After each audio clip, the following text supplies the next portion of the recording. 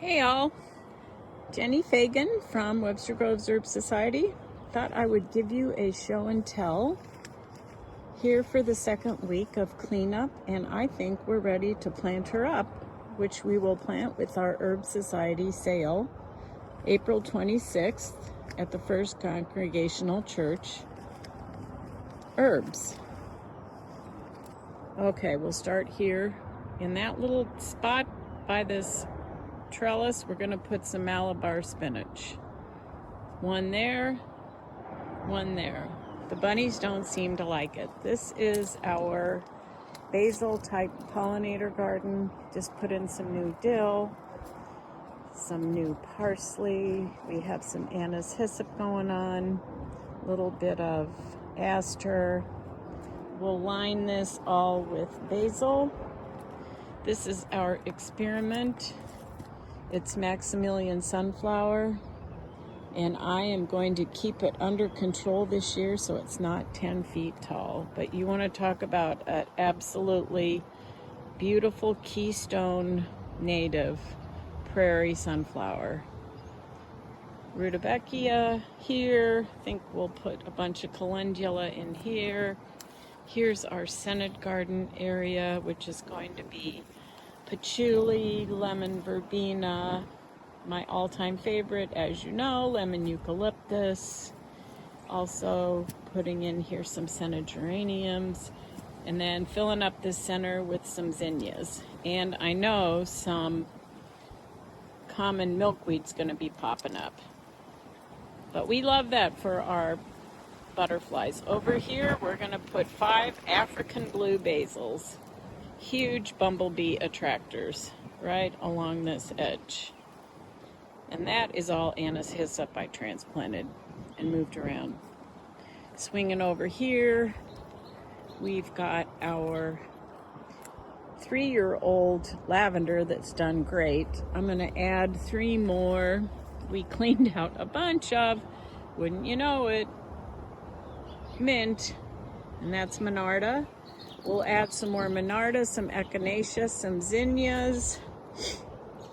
Should be pretty because we are an herbal pollinator garden. Over here, we cleaned out a bunch of mint. Going to put a big pineapple sage back there. Moved a burnet, some chamomile. Going to think about what I'm going to put in front of that pineapple sage. Here's our lemon balm. Here's some mallow. Cleaned out more mint. In here, it looks a little barren, but that is going to be catnip. That is my favorite composting plant, comfrey. That'll get filled out. Costmary, our Bible leaf. I might put a cat mint right there. Pulmonaria, lovage. Gonna put 7 Columar basil along here to make like a little hedge. There's our horehound, savory.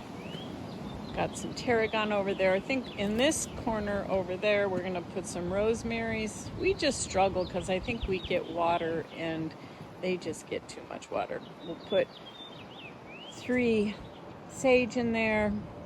We're going to add a few new oregano in that empty space. It's going to be spectacular. It is going to be Mexican sage.